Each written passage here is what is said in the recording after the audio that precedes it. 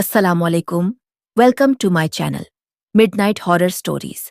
अगर आपको मेरी कहानी पसंद आए तो प्लीज मेरे चैनल को लाइक और सब्सक्राइब करें।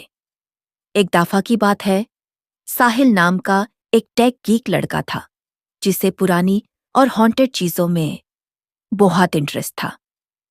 वो ऑनलाइन ऑक्शन से अक्सर विंटेज आइटम्स खरीदा करता था। एक दिन उसने एक पुराना खूबसूरत दिखने वाला कैमरा खरीदा। कैमरा बहुत यूनिक था। उस पर कोई ब्रांड या मॉडल नंबर नहीं था, सिर्फ एक अजीब सी निशानी। साहिल बहुत खुश था। उसने उस कैमरा में फिल्म डाली और अपने फ्लैट के चारों तरफ तस्वीरें लेना शुरू किया। पहली तस्वीर उसके लिविंग रूम की थी।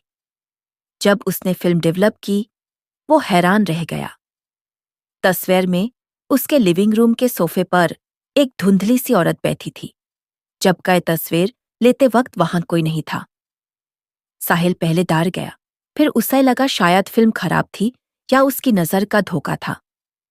अगली रात उसने फिर एक तस्वीर ली अपने बेडरूम की। जब डेवलप किया, उस औरत का चेहरा और साफ नजर आ रहा था।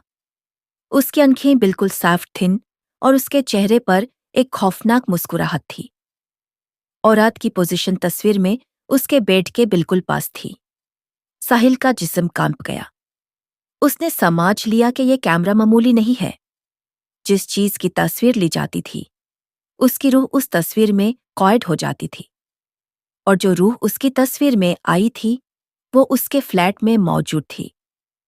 उस रात साहिल को नींद नहीं आई। उसे महसूस हो रहा था जैसे कोई उसे घूर रहा है। अचानक उसके बेडरूम के दरवाजे पर दस्तक नॉक हुई। उसने हिम्मत करके पूछा, कौन है? पर कोई जवाब नहीं आया।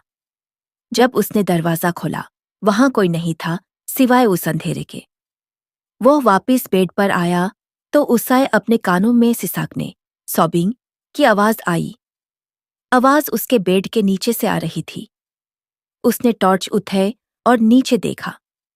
वहां उसे वही औरत नजर आई जिसका चेहरा तस्वीर में था।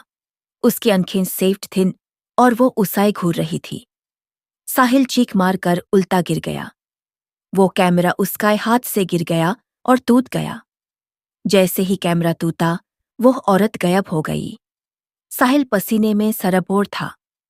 सुबह जब वह उठा, उसने देखा कि कैमरा के टूटे हुए हिस्सों से खून टपक रहा था और उसकी बेडशीट पर गीले पैरों के निशानात थे जो उसके बाथरूम की तरफ जा रहे थे।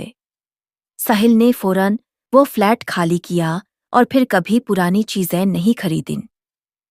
कुछ लोग कहते हैं वो रूह उस कैमरा में कैद थी, और जब कैमरा टूटा, वो आजाद हो गई और अब भी उस फ्लैट में भटकती है।